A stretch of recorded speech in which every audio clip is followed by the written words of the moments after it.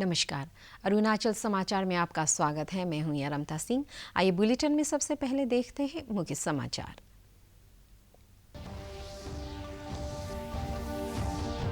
राष्ट्रपति रामनाथ कोविंद ने शिक्षक दिवस पर देश भर के उत्कृष्ट शिक्षकों को राष्ट्रीय पुरस्कार से किया सम्मानित। कहा, शिक्षक राष्ट्र के सच्चे निर्माता है जो विद्यार्थियों को जागरूक नागरिक बनाने के लिए उनके चरित्र का करते हैं निर्माण।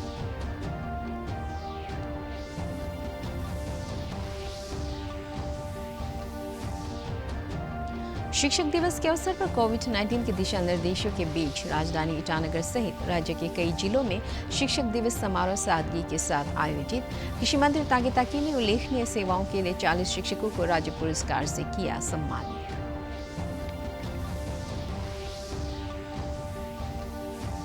देश में कोविड-19 रोगियों के स्वस्थ होने की दर 77.23% हुई। अरुणाचल प्रदेश में पिछले 24 घंटों में कोरोना संक्रमण के दर्ज किए गए 201 नए मामले।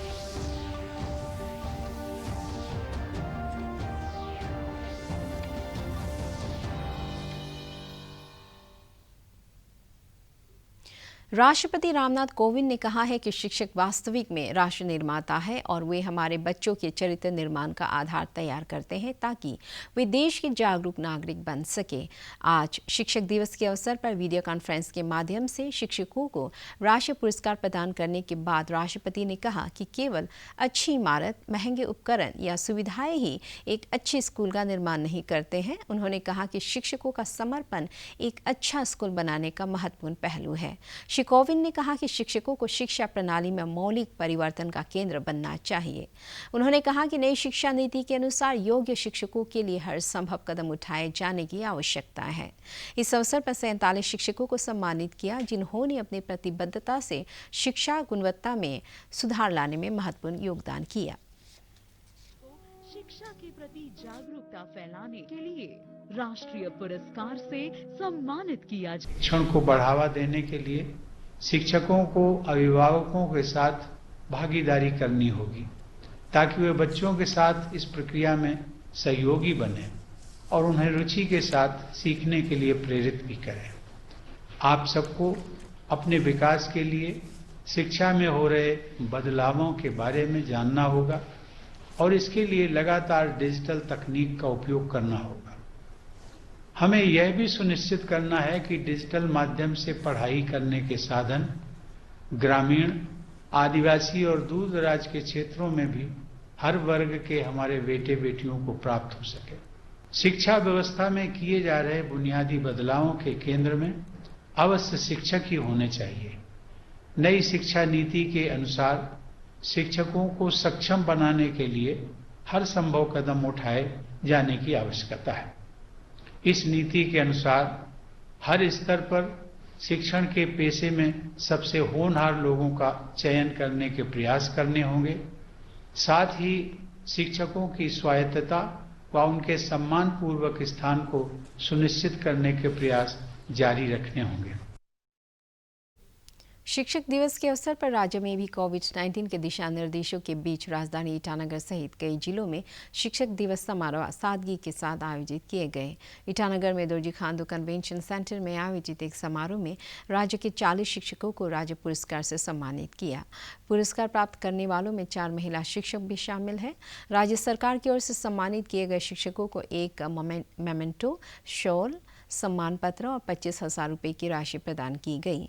शिक्षकों को सम्मानित करते हुए कृषि मंत्री तागे ताकी ने कहा कि शिक्षा एक ऐसा समर्पित कार्य है जो शिक्षक के साथ आजीवन बना रहता है। उन्होंने शिक्षकों के समर्पण और राज्य के दूर दराज के इलाकों में उनके द्वारा दी जा रही सेवाओं के प्रति आभार व्यक्त करते हुए कहा कि वे राज्य की नई पीढ़ी को तैयार करने में अपना योगदान निरंतर बनाए रखें।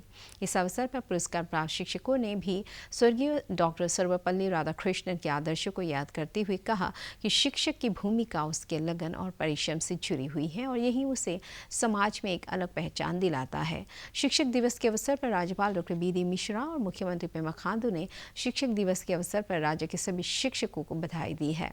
राज्यपाल ने अपने संदेश में आशा व्यक्त की कि सभी शिक्षक अपने कर्तव्य के प्रति समर्पित रहेंगे।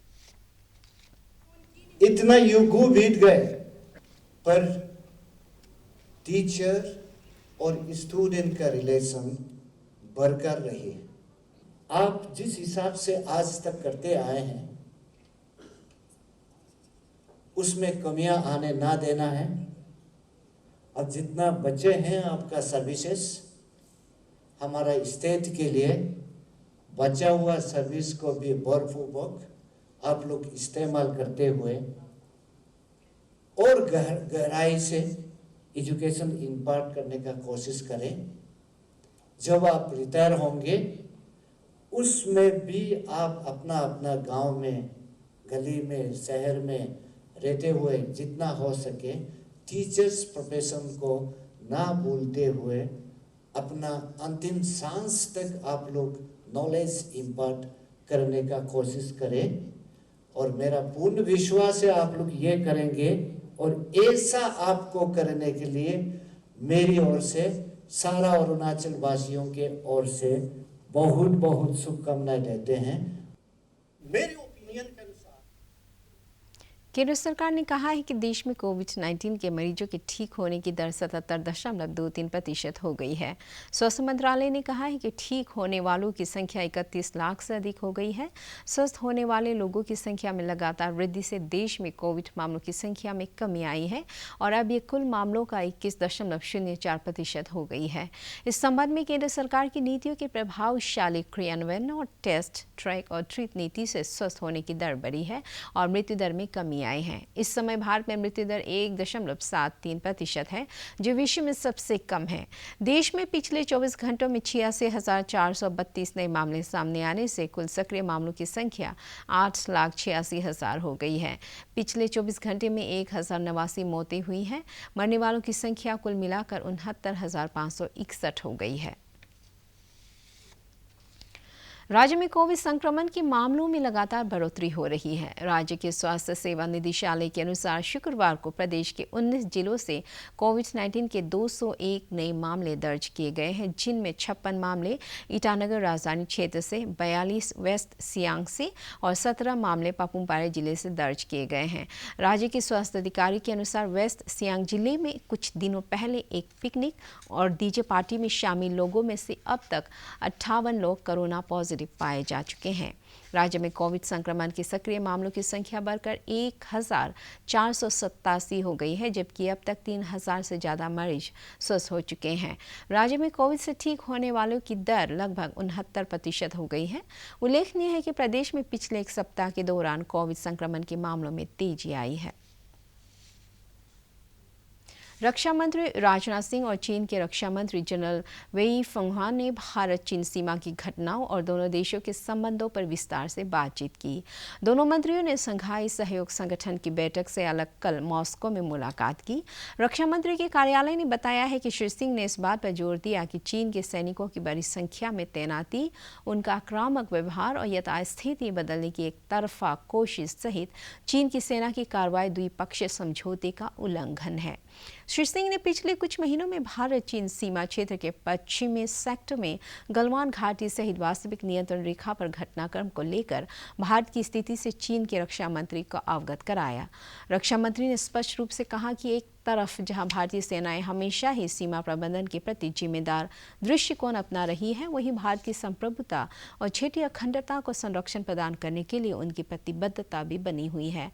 उन्होंने कहा कि दोनों पक्षों को नेताओं की सम्मति से निर्देश लेना चाहिए कि द्विपक्षीय संबंधों को आगे ले जाने के लिए भारत चीन सीमा क्षेत्र में शांति बनाए रखना आवश्यक है और दोनों पक्षों को अपने मतभेद विवाद के रूप में नहीं बनने देना चाहिए। राजीव गांधी विश्वविद्यालय के रजिस्ट्रार प्रोफेसर तोमो रिबा ने कहा है कि विश्वविद्यालय में सेमेस्टर परीक्षाओं के संबंध में ऑनलाइन फीस के मामले में उसके रिफंड के लिए कार्रवाई की जा रही है। उन्होंने कहा कि 2019 के सेमेस्टर परीक्षाओं के लिए यदि किसी से ज़्यादा फीस ले ली गई है तो उसे भी वापस लौटाया जाएगा। कल ईटानगर में संवाददाताओं को संबोधित करते हुए प्रोफेसर रिबा ने कहा कि ज़्यादातर छात्रों ने पोस्ट ग्रेजुएट, एमफिल और अंडर ग्रेजुएट परीक्षाओं में प्रवेश ले लिया है। इसलिए इस स्थिति में अगर छात्रों की फीस में कोई छूट दी जाती है तो पहले से एडमिशन ले चुके छात्रों के मामले में भी लागू करना होगा। इसलिए अब फीस में छूट दे पाना संभव नहीं है। उन्होंने कहा कि विश्वविद्यालय छात्रों की किसी भी समस्या के प्रति संवेदनशील है और उनके हितों को प्राथमिकता देता है। So there were some problems from our side and from the side, student side also. They made a lot of mistakes, as we used to do. Me in login, they also made many mistakes from their side. They are unintentional mistakes. So that is why they submitted, deposited money again. It was OPT was not coming. There's so many things again. They have to deposit. Then we say, we'll return this, or you go on billing after examination. Don't worry, this one, the amount that you have paid, more amount paid, then we'll return. So this process has to continue. We are returning the money. It's not that we'll not deprive any students. So in some cases it may take time, but we are returning the money. Process is going on, and our students also agree this. शिक्षक दिवस के अवसर पर rowing के राजकीय उच्चतर माध्यमिक विद्यालय और इंतया पब्लिक स्कूल में भी शिक्षकों ने डॉक्टर राधाकृष्णन के चित्र पर माल्यार्पण किया। इस अवसर पर शिक्षकों ने कोविड-19 के कारण ऑनलाइन शिक्षा के जरिए छात्रों से जुड़े रहने के प्रयासों पर चर्चा की। उच्चतर माध्यमिक विद्यालय के प्रधानाचार्य दाजुम लगो ने गाँव में रह रहे अपने छात्रों को याद करते हुए कहा कि सभी शिक्षकों को इस बात का संतोष है कि उनके विद्यार्थी उन्हें अपना गुरु मानते हैं। उधर इंतया पब्लिक स्कूल के कुछ बच्चों ने अपने शिक्षकों के सम्मान में कार्यक्रम भी पेश किया। मैं सारे देश के नागरिक को भी धन्यवाद देती हूँ जो हम शिक्षकों को इतना सम्मान देते हैं, इतने प्यार देते हैं। मेरे प्यारे बच्चों को मैं बहुत धन्यवाद देना चाहूँगी जो हमें हमेशा अपने गुरु के रूप में स्वीकार किया है। ये बहुत अनफॉर्चुनेट है कि कोरोना वायरस के वजह से हम अपने क्लासेस ऑनलाइन में ही कर रहे हैं, लेकिन मैं यहाँ बता दूँ कि ऑनलाइन करना बच्चों के लिए बहुत ज़्यादा फ़ायदेमंद नहीं हो रहा है। जो गांव में रहते हैं, क्योंकि ये नेटवर्क प्रॉब्लम की वजह से बहुत से बच्चे फीडबैक देते हैं कि ये नहीं हो रहा है, वो नहीं हो रहा है। हम समझ सकते हैं। सरकार की एक कोशिश है कि बहुत ज़्यादा बच्चे किताबों से, अपने पढ़ाई से, अपने शिक्षकों से दूर ना रहे। ये एक अच्छी पहल है। जहाँ जब हम लोग ऑनलाइन क्लासेस कहते हैं। अपर सुबनसिरी जिले के दापोरिजो में जिला शिक्षा और प्रशिक्षण संस्थान डाइट में भी शिक्षक दिवस समारोह आयोजित किया गया। इस अवसर पर शिक्षकों ने पूर्व राष्ट्रपति डॉक्टर सर्वपल्ली राधाकृष्णन को पुष्पांजलि अर्पित करते हुए उनके योगदान को याद किया। डाइट के प्रधानाचार्य ने कहा कि कोविड-19 ने शिक्षा और शिक्षकों की भूमिका में बड़ा बदलाव ला दिया है। उन्होंने कहा कि ऑनलाइन शिक्षा ने डिजिटल तकनीक के उपयोग के साथ साथ नेटवर्क के आधारभूत ढांचे की आवश्यकताओं को भी प्राथमिकता में ला दिया है। उन्होंने कहा कि किसी भी क्षेत्र में सफल होने वाले व्यक्ति को बनाने में शिक्षकों की हमेशा ही भूमिका रहती है। To commemorate the birth anniversary of Dr. Sarvapalli Radhakrishnan, who happens to be the second president of India. So actually, in worldwide, this Teachers' Day is celebrated in the month of October 5th. But in India, we are finding here, we used to celebrate in 5 September as the Naharlagun में youth welfare association ने आज शिक्षक दिवस के अवसर पर शिक्षकों के प्रति सम्मान व्यक्त करने के लिए रक्तदान शिविर का आयोजन किया। नाहरलगुन स्थित Tomo Riba institute of health and medical sciences स्ट्रीम्स के ब्लड बैंक में आयोजित इस कार्यक्रम में कई लोगों ने रक्तदान कर समाज के प्रति शिक्षकों के योगदान को याद किया, साथ ही आकस्मिक चिकित्सा के लिए रक्तदान की जरूरत पर बल दिया।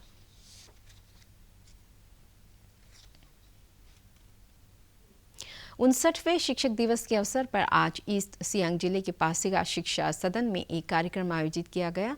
स्कूली शिक्षा उपनिदेशक और जिला शिक्षा प्रशिक्षण संस्थान द्वारा संयुक्त रूप से आयोजित शिक्षक दिवस कार्यक्रम में सभी रिटायर्ड को आमंत्रित किया गया। कार्यक्रम के दौरान उत्कृष्ट प्रदर्शन करने वाले जिले के विद्यालयों और शिक्षकों को सम्मानित किया गया। अपने संबोधन में राज्य शिक्षक पुरस्कार से सम्मानित सेवानिवृत्त अध्यापक तागो ताइंग ने छात्रों के बेहतर भविष्य के लिए उनका सतत मार्गदर्शन करने पर जोर दिया। टीचर्स डे नॉर्मली हम लोग जो आउटस्टैंडिंग टीचर्स हैं उन लोगों को हम लोग अवार्ड देता है। उन लोगों का जो स्कूल में जो अच्छा सर्विसेज बच्चों के जो टीचिंग वगैरह के लिए वो देता है। साथ साथ में हम लोग चांगलांग जिला पुलिस, CRPF और भारतीय सेना की राजपूत रेजिमेंट के संयुक्त दल ने एक अभियान के तहत मियाओ अंचल के एम्पेन क्षेत्र से जबरन धन वसूली करने वाले एक रैकेट का भंडाफोड़ करते हुए उनके पास से हथियार और कारतूस बरामद किया है। जिला पुलिस अधीक्षक मिहिंग गंबो ने बताया कि विश्वस्त सूत्रों से NSCN के आर्म कैडर की उपस्थिति की सूचना मिलने पर 3 सितंबर को यह संयुक्त तलाशी अभियान चलाया गया। उन्होंने कहा कि इस अभियान में एक व्यक्ति को गिरफ्तार किया गया और उसके पास से हथियार और जिंदा कारतूस बरामद किए गए हैं। गिरफ्तार व्यक्ति ने NSCN के नाम पर जबरन धन वसूली करने की बात स्वीकार की है। अरुणाचल समाचार के आज के अंक में इतना ही। हम कल फिर हाजिर होंगे अरुणाचल और देश दुनिया की खबरों के साथ। आप देखते रहिए अरुण प्रभा। नमस्कार।